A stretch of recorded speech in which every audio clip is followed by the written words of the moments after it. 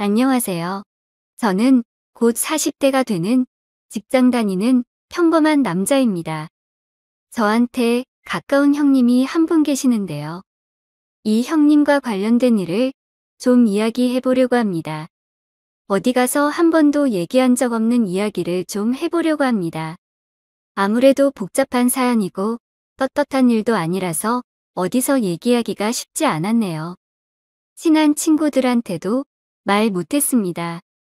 혹시나 소문이라도 나면 정말 큰일 날 거라고 생각하거든요.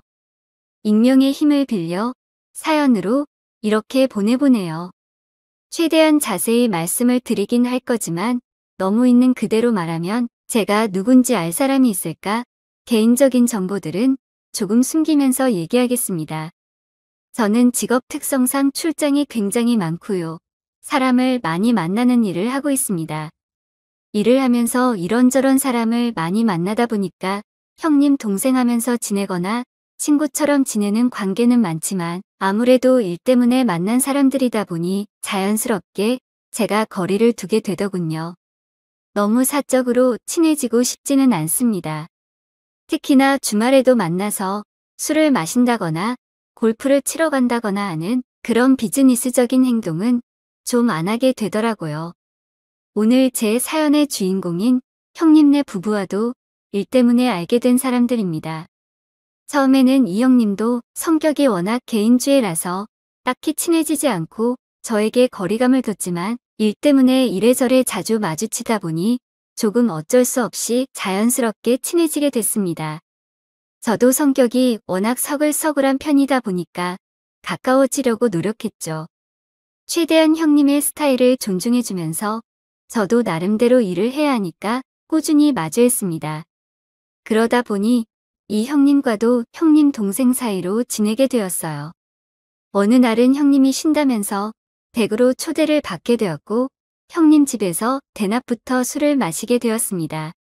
형님은 저를 친근한 동생으로 생각하고 대해주셨지만 저는 행여나 실수해서 진행 중인 일에 지장을 줄까봐 몰래몰래 잔을 꺾으며 술을 되도록 안 마시려고 노력하고 있었어요.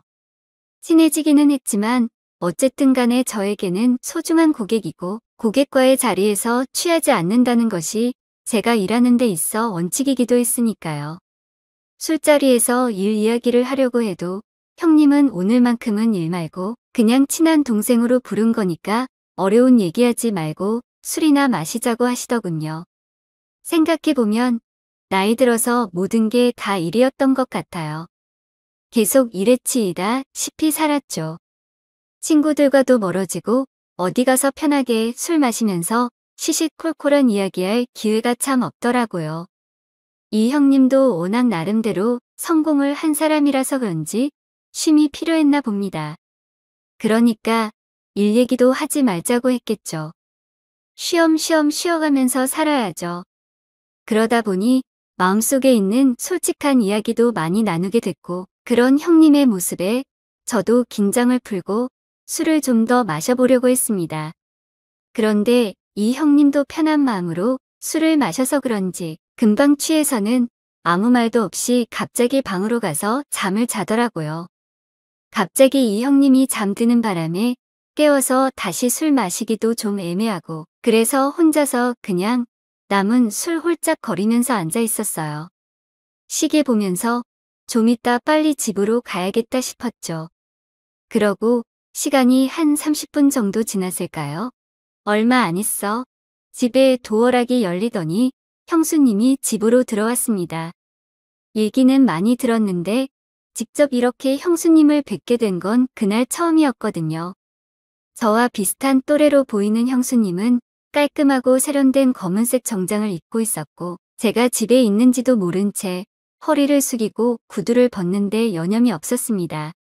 손가락을 끼워 낑낑대며 구두를 벗어 던지고는 옆으로 흘러나온 머리카락을 귀 뒤로 살짝 넘기는 모습이 미녀 배우가 나오는 광고를 보는 것 같아서 그 자리에서 형수님을 멍하니 바라보고 있었습니다. 원래 남의 여자라서 예뻐 보이는 걸까요?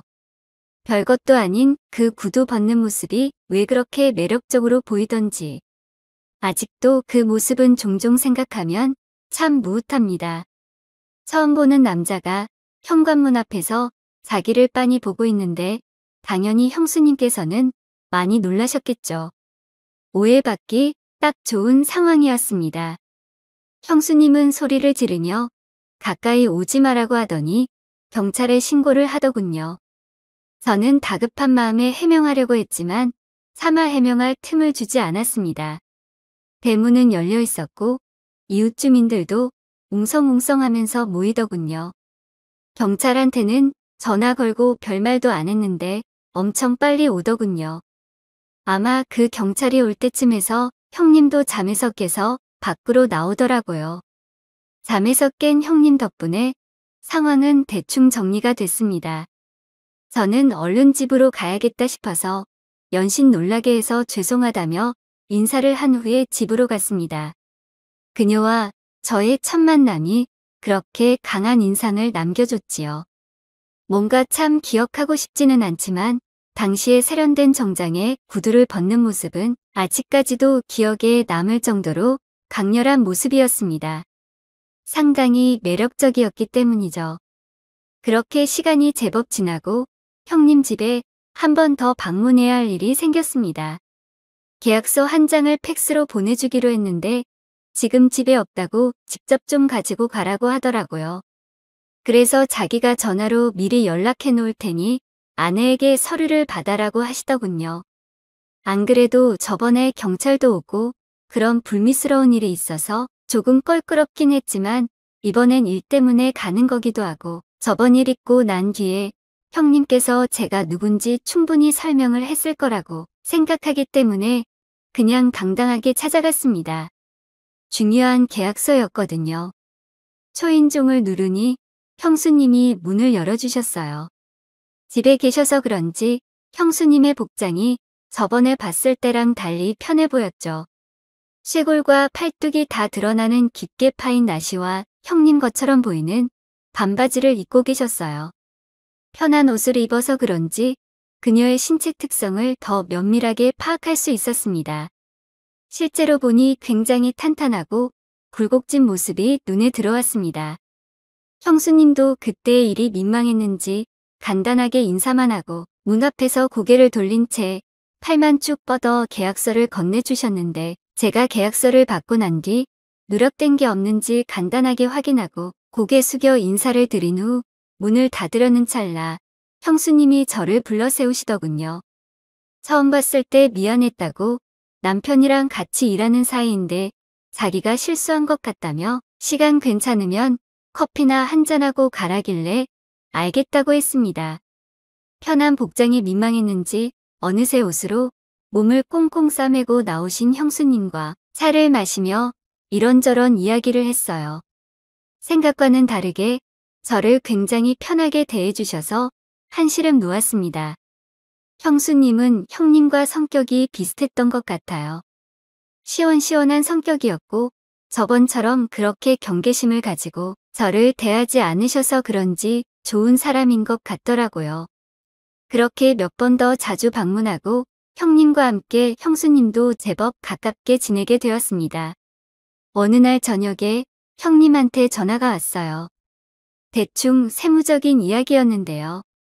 한국에서는 본인 사업이 과세가 너무 많다는 겁니다. 특히나 업종마다 세금이 좀 다르게 매겨지는데 본인이 하는 쪽은 세금이 굉장히 높은 편이라서 싱가폴 쪽으로 넘어가서 사업을 해보려고 준비 중이랍니다. 근데 바로 진행할 수 있는 건 아니고 사전 답사도 해야 하고 기관 쪽이랑도 여러 번 회의를 해야 한다고 하더라고요.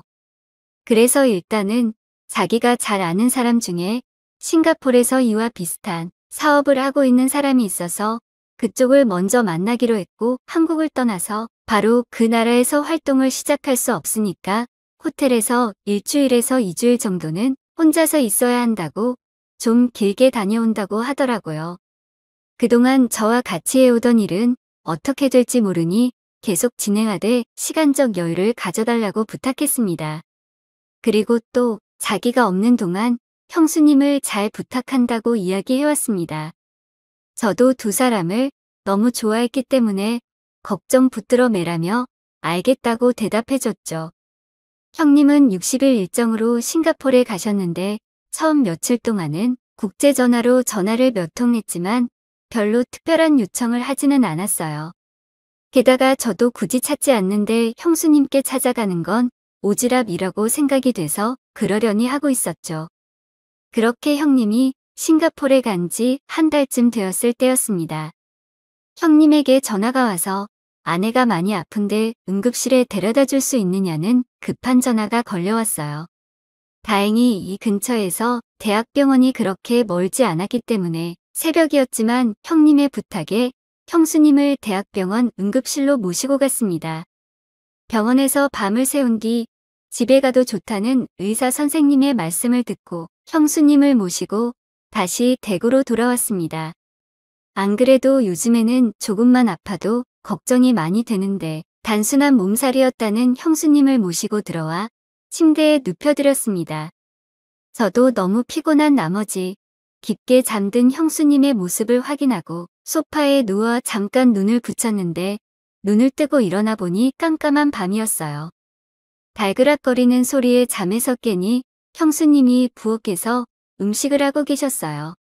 이제 좀 괜찮으시냐고 물어보는데 덕분에 살았다고 피곤해 보여서 깨우지 않았다고 하시며 혼자 먹기 적적한데 같이 저녁 먹고 가라고 하는 말에 알겠다고 대답했습니다.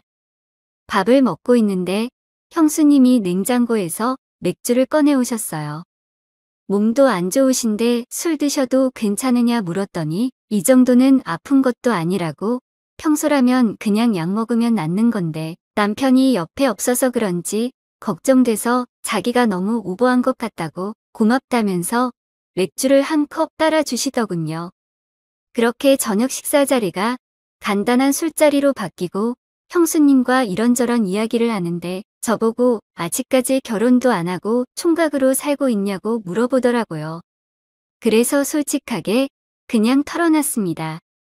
직업 특성상 집에 못 들어가는 날도 허다한데 집에서 기다릴 아내를 생각하면 미안하기도 하고 지금은 정신없이 일만 하고 있어서 결혼 생각도 딱히 안 든다고 말했습니다. 그리고 얼마 전까지만 해도 결혼을 전제로 만나고 있었던 애인이 있었지만 최근에 내가 너무 바빠서 소홀해지면서 헤어지게 되었다고 말해줬습니다. 형수님은 저를 보고는 너무 아깝다면서 참 달콤한 면이 있다면서 자기 남편도 그런 배려심이 좀 있었으면 좋겠다고 말하더라고요. 아내가 아프다고 하니까 지인에게 응급실로 모셔달라고 싱가포르에서 전화까지 주는 사람인데 얼마나 배려심이 많냐고 농담하듯이 받아쳤는데 형수님은 그렇지 않다면서 굳이 몰라도 될 두 사람만의 시간을 자세하게 이야기하기 시작했어요. 특히 부부관계에 대해서는 좀 과하다는 생각이 들었는데요.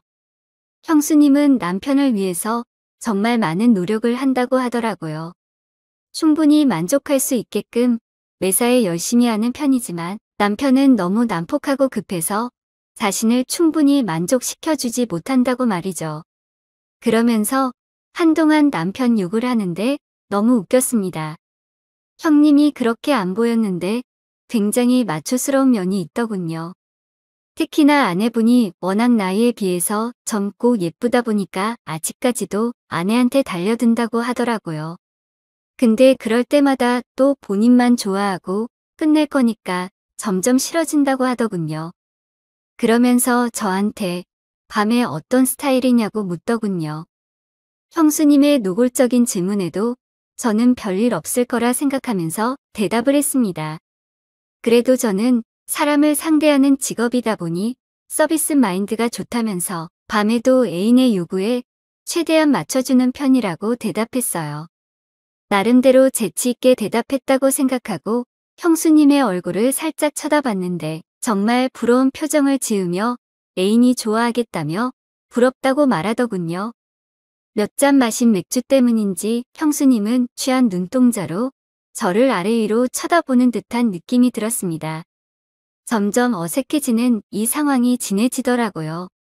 지금 생각해보면 불타는 마음에 기름을 부은 것 같다는 생각이 들긴 합니다. 저는 애써 화제를 돌려보려고 기지개를 켜며 내일 아침 일찍 미팅이 있는데 몸이 좀 피곤하다고 했습니다. 이만 가봐야겠다는 말을 돌려서 말한 것이었죠. 그러고 나서 일어나려는데 형수님이 제 기지개 하는 모습을 보고는 어깨가 많이 뭉친 것 같다며 잠깐 이쪽에 앉아보라고 말하고는 뒤에서 제 어깨를 주무르기 시작했어요. 어깨가 뭉쳐 있으면 푹 자고 일어나도 피로가 남아있다면서 제 목덜미와 어깨를 차가운 손으로 만져주고 있었습니다. 생각지도 못한 형수님의 터치에 몸이 빳빳하게 굳어 있는데 형수님이 제 등 뒤로 가깝게 다가오는 게 느껴졌어요. 눈알을 최대한 돌려도 형수님이 보이지 않는 각도에서 형수님의 거친 숨소리만 들려오더라고요. 저도 모르게 침을 꿀꺽 삼켰습니다. 제 와이셔츠 단추 몇 개를 풀며 제 어깨를 꺼내고는 낮고 가녀린 목소리로 여기 시원하지? 라고 물어보시는데 아주 미치는 줄 알았습니다. 이윽고 형수님의 풀어헤친 머리카락이 제 어깨에 닿는 순간 저도 모르게 고개를 돌리게 되었습니다. 종이 한 장의 차이만큼 가깝게 다가와 있는 형수님과 눈이 마주치게 되었고 서로를 말없이 바라보고 있었어요. 형님이 싱가폴로 갈 때 저에게 형수님을 잘 부탁한다고 한 말이 떠올랐지만 그 순간에는 그 어떤 것도 저를 멈출 수 없었습니다. 그렇게 그날 형수님이 풀지 못한 답답함을 제가 모두 해결해 줬습니다. 많이 뭉쳐져 있던 저의 어깨처럼 뭉쳐져 있는 그녀의 답답함을 콸콸 쏟아내줬어요. 마치 폭포수가 떨어지는 것처럼 시원하고 수도꼭지를 최대로 틀어놓은 것처럼 멈추지 않더군요. 다음 날 아침에 눈을 뜨니 밤새 구겨졌던 와이셔츠와 바지가 깔끔하게 접혀 있었습니다. 그렇게 형님이 돌아오기로 한 날짜까지 저는 형님 몰래 형님 집에서 지내게 되었습니다. 형님에게서 얼마 전 전화 한 통이 왔습니다. 체류 기간이 30일 더 남았는데 몇 주 정도 더 있다가 돌아오신다고요. 형수님 걱정은 하지 말라고 안심시키고 전화를 끊었습니다. 저는 형수님을 진심으로 사랑하게 된 것 같습니다. 그녀의 따뜻한 배려심과 매력이 항상 저를 미치게 만들고 저도 그녀를 항상 미치게 만듭니다. 형수님도 남편이 다시 돌아올까봐 많이 걱정하고 있습니다. 저는 언제나 해결책을 찾아내는 유능한 영업사원이기 때문에 이번에도 어떻게든 방법을 찾아내겠죠. 기회가 된다면 형님이 돌아온 뒤에 일어난 이야기에 대해서도 한번 사연을 보내도록 하겠습니다. 더 자세하게 얘기해드리지 못해 죄송합니다. 들꽃 야담을 찾아주신 여러분 안녕하세요. 구독, 좋아요 꼭 눌러주실 거지요? 이야기 시작합니다. 옛날 조선 광해군 1623년경 대북파 중 한 재상이 있었습니다. 그의 집안은 부귀영화를 누리며 아들들 또한 높은 벼슬을 지내서 집안의 명성은 하늘을 찔렀습니다. 그러나 재상의 집에 처가살이하던 사위 허생은 매우 외롭고 기구한 인물이었지요. 재상은 사위에게 벼슬을 추천해주고 많은 벼슬아치들과 어울릴 자리를 주선해 주었지만 웬일인지 허생은 벼슬도 마다하고 재상의 가족들과도 사이좋게 지내지 않았습니다. 그리하여 처가의 장인, 장모, 처남들은 물론 종들까지도 허생을 무시하고 홀대했어요. 종들조차도 그를 허생이라 불렀답니다. 어느 날 대감은 다시 한번 허생을 불러들였습니다. 이번에는 사위에게 자신이 직접 첨거할 벼슬에 대한 이야기를 하고자 했습니다. 그동안 여러 차례 벼슬을 권유했지만 매번 거절당했기에 이번만큼은 꼭 받아들여지기를 바라는 마음이었지요. 대감은 허생이 방으로 들어오자 환한 미소로 그를 맞이했습니다. 허생, 들어오게. 오늘은 자네에게 아주 좋은 소식을 전해주고자 하네. 허생은 무심하게 고개를 끄덕이며 대감 앞에 앉았습니다. 대감은 이미 무수히 거절당했음에도 불구하고 여전히 사위가 이번에는 뜻을 굽힐 것이라 믿고 있었지요. 이번에 내가 대사헌의 자리를 마련해 두었네. 자네만 승낙하면 바로 오를 수 있는 자리일세. 자네가 우리 가문의 사위로서 이런 벼슬쯤은 해야 위신이 서지 않겠는가. 이번에 좋은 기회가 왔으니 이참에 벼슬을 맡아 조정에 나가 자네의 재능을 발휘해 보게나. 대감의 말에는 자신감이 가득했습니다. 그는 허생이 이번에는 더 이상 거절하지 못할 거라 생각하며 그를 응시했지요. 허생은 잠시 머뭇거리더니 조용히 입을 열었습니다. 장인어른 부족한 소인을 높은 벼슬에 천거를 해주시는 마음은 진심으로 감사드리지만 저는 그 벼슬을 맡을 수 없습니다. 대감은 허생의 예상치 못한 대답에 이마를 찌푸렸습니다. 그의 얼굴에는 어리둥절함이 가득 서렸지요. 대감은 당황한 기색을 숨기지 못하며 허생을 바라보았습니다. 도대체 왜 그러는가?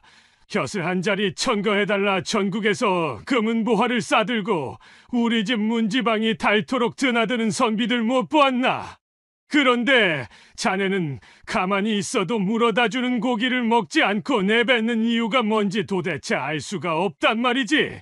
재상가의 사위로 명망 있는 집안의 일원으로서 자네가 어찌하여 이런 좋은 자리를 마다하나? 대감의 목소리는 다소 격앙되었습니다. 그는 허생의 얼굴을 뚫어지게 쳐다보며 그의 속내를 알고자 애썼습니다. 허생은 그런 대감의 시선을 피하지 않고 조용히 대답했습니다. 장인어른, 사내 대장부로 태어나 벼슬 한 자리 하는 것을 누가 마다하겠습니까? 하지만 소인 지금은 때가 아님에 몸을 낮추고 있사옵니다. 제게 벼슬을 권해주신 것은 장인어른의 깊은 애정임을 압니다만 아직은 그저 남들처럼 소박하게 제 일상을 살아가는 것이 제게는 더 큰 행복입니다. 대감은 허생의 말을 들으며 한참을 생각에 잠겼습니다. 그가 거듭 벼슬을 마다한 이유가 소박한 삶 때문이라니 대감에게는 도무지 이해가 되지 않았습니다. 모든 이들이 높은 자리에 올라 조정에서 자신의 이름을 떨치기를 갈망하는데 허생만은 그와는 정반대의 생각을 하고 있었기 때문이지요. 참 기이하군. 때라니 자네가 벼슬할 때가 따로 있단 말인가? 지금 우리 집안 모두 높은 벼슬에 있어 자네에게 힘을 실어줄 때가 아니면 언제가 때란 말인가? 알다가도 모를 사람이네. 벼슬을 맡아 큰일을 하고 조정에서 명망을 쌓는 것이야말로 행복한 삶 아닌가? 대장부로 태어나 벼슬 한 번쯤은 해보고 죽어야지 사내가 그리 포부가 없어서야 어찌하겠는가? 대감은 이마를 짚고 고개를 저었습니다. 그의 눈앞에 있는 사위가 마치 다른 세상에서 온 사람처럼 느껴졌습니다. 대감은 한숨을 깊게 내쉬며 덧붙였습니다. 내 이해할 수가 없네. 하다못해 집안의 명성을 위해서라도 아니면 자네 자신을 위해서라도 벼슬을 맡아야 하는 게 아닌가. 자네가 가진 재주와 지혜를 생각해보게. 이런 보배 같은 인재가 그냥 묻히고 만다니 그야말로 낭비 아닌가. 허생은 미소를 지으며 고개를 가로저었어요. 그의 눈동자에는 어떠한 미련도 욕심도 엿보이지 않았습니다. 장인어른, 저는 벼슬로 세상을 다스리기보다 세상 속의 작은 존재로서 스스로를 다스리며 살고 싶을 뿐입니다. 대감은 허생의 말을 듣고 깊은 생각에 잠겼습니다. 그의 마음 한구석에는 허생이 도대체 무엇을 두려워하여 벼슬을 거부하는지에 대한 의문이 여전히 남아 있었지요. 그러나 그 물음의 답을 찾는 것은 대감이 아닌 허생의 몫이라는 것을 깨달았습니다. 벼슬을 마다하고도 평온한 얼굴을 한 허생의 모습을 보며 대감은 더 이상 그를 강요할 수 없음을 느꼈습니다. 그래, 허생 자네의 뜻이 그렇다면 어찌하겠는가. 다만 나는 자네가 더 큰일을 하기를 바랄 뿐일세. 대감은 아쉬운 눈빛으로 허생을 바라보며 말끝을 흐렸습니다.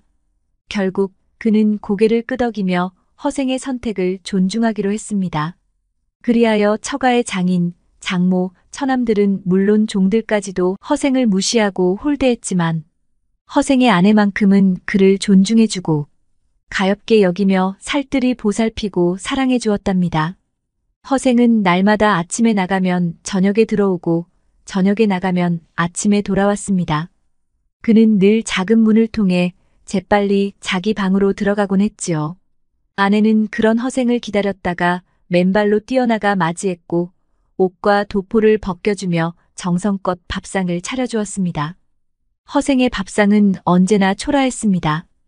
재상의 종들조차 고기를 실컷 먹었지만 허생에게는 나물 몇 접시만이 주어졌지요. 이러한 대우에 아내는 종종 분노하며 슬피 울곤 했습니다. 그럴 때마다 허생은 아내를 달래며 말하곤 했습니다. 하는 일 없이 남의 집밥만 축내는 처지에 이것도 분에 넘치니 너무 언짢게 생각하지 마시오. 어느 날 밤 허생은 여느 때처럼 작은 문을 통해 집으로 들어왔습니다. 마루에 앉아 잠시 쉬고 있을 때 처남이 지나가다 허생을 보며 비웃듯이 쳐다봤습니다. 어디서 빈둥거리다 이제야 들어오는 거요? 참, 별일도 없으면서 왜 이렇게 늦게 들어오는지 모르겠구만 그려. 늘 허생을 못마땅하게 생각하던 장모가 마침 그 소리를 듣게 되자 이때다 싶어 허생을 쏘아보았습니다. 하는 일 없이 밥이나 축내면서 매일 늦게 들어오는 꼬락선이라니. 염치가 없어서 벌건 대낮에는 못 들어오는 게지? 자네가 우리 집 복식을 축내면서 얼마나 더 버틸 수 있을 것인지 두고 보겠네. 떠먹여주는 벼슬도 마다하고 빈둥거리는 꼴이라니. 세상 팔자도 좋구먼. 허생은 고개를 숙이고 아무 말도 하지 못했어요. 그때 마침 여종이 허생 앞에 밥상을 내왔어요. 밥상에는 쓴 나물 몇 접시와 허술한 찬거리 뿐이었습니다. 장모가 다시 쏘아붙였어요. 이 정도도 과분한 줄 알거라. 허생은 조용히 밥상 앞에 앉아 말없이 밥을 먹기 시작했습니다. 방 안에서 이 광경을 지켜보던 아내는 눈물을 삼키며 마음이 아파왔지요. 어느 날 허생이 늦게 집에 돌아왔을 때 아내가 보이지 않았습니다. 그는 한참을 혼자 앉아 있다가 담 모퉁이 뒤에서 몸을 숨기고 있던 아내가 호련히 나타나자 깜짝 놀랐습니다. 흠칫 놀란 허생이 왜 그러고 있소? 라고 묻자 아내는 잠시 망설이다가 대답했습니다. 아침에 어머니가 저를 심하게 나무라시며 너는 어떻게 된 애가 의식주 모두를 부모한테 의지하면서 버선발로 맞이하고 배웅하는 일은 허생에게만 하더구나. 아침 저녁마다 아련할 정도로 정이 깊어가고 있는 것이 부창부수구나. 내 서방, 허생이란 자는 나이가 40이 넘도록 우리 집 곡식만 축내고 내 인생을 망가뜨리는 천하의 몹쓸 놈이다. 생각만 해도 가슴이 꽉꽉 막히고 억장이 무너지는구나. 그런데도 너는 그놈을 부모보다 10배나 더 섬기고 있으니 이런 배은망덕한 행동이 어디 있단 말이냐. 그런 짓을 계속하려거든 차라리 그놈과 따로 나가서 내 멋대로 살 거라. 이런 꾸짖음을 듣고 어머님을 달래면서 눈치를 보느라 이를 거들어드리고 있었습니다. 자기를 못마땅해 하는 말을 들은 허생은 아내에게 말했어요. 장모님의 말씀을 거역하고 살다가는 부인마저 더 큰 꾸짖음을 당할까 염려가 되어 장모님의 가르침에 따르는 것이 좋겠소. 염려 마시어요. 제가 눈치껏 대처하겠습니다. 내가 빨리 출사하여 부인을 힘들지 않게 해주어야 하는 건데 부인 볼 면목이 없소. 아니옵니다. 안녕하세요, 여러분. 제 이름은 윤서진, 30 중반의 패션 에디터입니다. 화려한 직업 이름과는 달리 저는 그저 이 바닥에 오래 버티다 보니 여기까지 온 케이스죠. 요즘 말로 고인물이라고 해야 할까요? 맞아요. 저는 안전지대를 벗어나는 걸 달가워하지 않는 사람이었어요. 일과 사랑, 두 영역에서 모두 그랬죠. 20대 초반에 결혼해서 30 초반에 이혼한 전적 보유자입니다. 그 후 4년째 만나고 있는 남자친구, 도윤이 있어요. 제게는 이미 한 번에 실패한 결혼이 있으니 우리는 천천히 가기로 했죠. 그게 서로에게 좋을 거라 믿었으니까요. 서진아, 우리 이제 결혼할까? 연애는 이쯤에서 마무리하자. 작년에 도윤이 이런 말을 꺼냈을 때 모든 게 자연스럽게 흘러가는 것처럼 보였어요. 복잡한 웨딩 준비도 필요 없었어요. 그냥 구청에 가서 도장 찍으면 된다고 그러자고 했죠. 제 성격이 원래 그래요. 새로운 시도나 모험 같은 건 질색이에요. 직장도 한번 자리 잡은 곳에서 10년 넘게 버티고 있을 정도니까요. 늘 익숙하고 안정적인 삶, 그게 제 몫이었죠. 근데 이 안전지대 애호가가 갑자기 큰맘 먹고 더 좋은 조건의 다른 패션지로 이직을 했어요. 그리고 그 후로 제 인생은 완벽하게 180도 뒤집혔죠. 편집장 직속 선임 에디터로 들어갔는데 새 잡지사 시스템에 적응하려니 포토그래퍼 유현이라는 남자의 도움을 많이 받았어요. 저보다 5살 많은 남자였는데 그의 시선은 렌즈를 통해 세상을 바라보듯 늘 날카롭고 섬세했어요. 귀찮을 법도 한데 항상 친절하게 알려줬죠. 이 앵글이 더 좋을 것 같아요. 에디터님 의도가 더 선명하게 드러날 거예요. 냉정하게 평가해봐도 유현은 정말 괜찮은 사람이었어요. 가정도 있고 아내에게 잘하는 완벽한 남편 스타일이었죠. 가끔 아내 이야기를 할 때면 눈빛이 달라졌어요. 그런 모습 볼 때마다 나도 곧 도윤이랑 결혼하면 저런 가정을 꾸려야지 생각했어요. 그러다 대형 특집 프로젝트가 떨어졌어요. 파리 컬렉션 특집을 함께 준비하게 된 거죠. 매일 밤늦게까지 콘셉트 회의하고 주말에도 촬영 나가고 그 시기엔 가족보다 더 자주 만나고 더 오래 시간을 보냈어요. 서진 씨, 이 사진 어때요? 당신이 그래서 표현하려던 바로 그 순간을 담았어요. 마감은 우리 둘이 해야 했기에 데드라인이 다가올수록 단둘이 밤을 새는 일이 많아졌어요. 스튜디오에 단둘이 남아 작업하면서 묘한 긴장감이 흐르기 시작했죠. 한 번은 너무 피곤해서 소파에 기대 잠들었는데 눈 떠보니 그의 재킷이 저를 덮고 있었어요. 그리고 그는 제 옆에 앉아 노트북에 사진을 보정하고 있었죠. 미안해요. 몇 시죠? 새벽 3시? 괜찮아요. 거의 다 끝냈어요. 정신 차리고 일하려는데 당신이 잠든 사이 레이아웃 거의 완성했어요. 조금만 더 하면 오늘 작업은 끝낼 수 있을 것 같아요. 라고 하더라고요. 스튜디오를 나오는데 배고프지 않아요? 와인 한 잔 할래요? 하길래 거부할 이유가 없었어요. 정말 배도 고프고 술 한 잔 하고 싶었거든요. 새벽이라 와인 봐도 거의 텅 비어 있었어요. 별 생각 없이 와인 한 잔 마시는데 갑자기 저를 깊이 바라보더니 서진 씨는 제가 전시회에서 찍었던 한 작품이랑 닮았어요. 빛을 머금은 순간의 모습이. 그렇게 진지하게 바라보는 그 눈빛에 왜 가슴이 울렁거렸는지. 아직도 이해가 안 되지만 심장이 미친 듯이 쿵쾅거렸어요. 가정도 있고 정말 죄송한데 처음 봤을 때부터 당신에게 끌렸어요. 심장은 계속 뛰고 유연은 제가 그의 사진 속 피사체 같다며 제 모습 자체에 매료되어 자꾸 도와주게 되었고 지금도 이렇게 둘이 와인 마시게 된 거라고. 잔을 부딪히는 순간 우리 손이 스쳤고 그대로 시선이 얽혔어요. 테이블 너머로 손이 닿았고 그날 밤 우리는 서로의 영혼을 들여다보는 듯한 시간을 보냈죠. 별빛 아래 두 영혼이 춤을 추듯 우리는 서로의 숨결 속에 녹아들었어요. 그 달콤한 폭풍이 지나자마자 큰일 났다는 생각이 물밀듯 밀려왔어요. 어떻게 이런 일이? 복잡한 마음에 눈물이 나니까 유현이 저를 꼭 안아주며 말했어요. 하나만 약속할게. 내 감정은 진짜야. 내가 부서지지 않게 할 거야.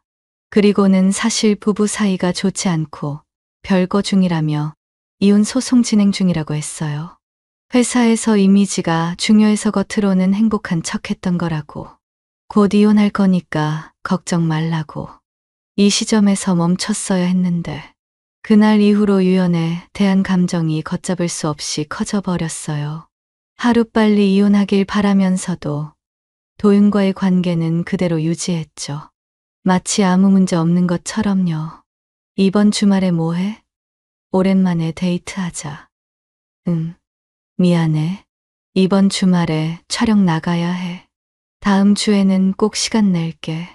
도윤에게는 이렇게 거짓말하면서 유연이랑은 호텔 스위트룸에서 서로의 온기를 나누고 이런 내 모습이 역겨웠지만 그와의 시간은 마치 암실에서 사진이 현상되는 것처럼 내 영혼을 일깨우는 것 같았어요.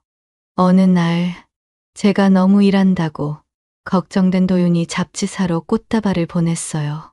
서진아, 너무 무리하지 마. 내가 있잖아.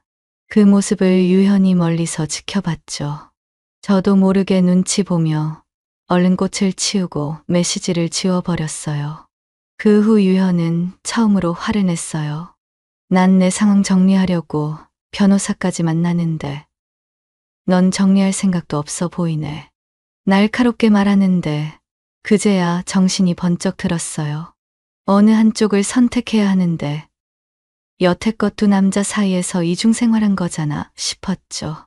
진짜 쓰레기 같다는 생각이 들었지만 이제라도 정신 차리자는 마음으로 도윤과 정리하겠다고 약속했어요. 근데 웃긴 건 4년을 함께한 도윤과는 정리가 안 되는 거예요. 말도 안 되는 상황인데 유현도 도윤도 어느 하나 포기할 수 없었어요. 내 인생이 이렇게 개판이 될 줄은 몰랐네. 안전한 삶을 살려던 내가 이런 짓을 하다니. 열정적이고 예술적인 유현, 안정적이고 따뜻한 도윤. 너무 극과 극이었죠. 마치 흑백 사진과 컬러 사진처럼요. 유현에게 이런 복잡한 감정을 털어놨더니 눈물 보이며 도윤이랑 내가 함께 있는 모습 상상하기도 싫다고 제발 나를 위해서라도 결정해달라고 말했어요. 그 모습을 보니 제 가슴이 찢어질 것 같았죠. 그러던 어느 날 드디어 폭탄이 터졌어요. 도윤에게 들켜버린 거예요. 조금만 기다려라는 제 말 믿고 잡지사 로비에서 기다리던 도윤이 전화도 안 받고 안 내려오자 사옥으로 올라온 거죠. 모두 퇴근하고 유현이랑 둘이 있을 거라는 걸 직감했나 봐요. 우리 둘은 아무도 없다고 생각해서 감정을 토로하며 얘기하고 있었고 도윤은 모든 내용을 들었어요.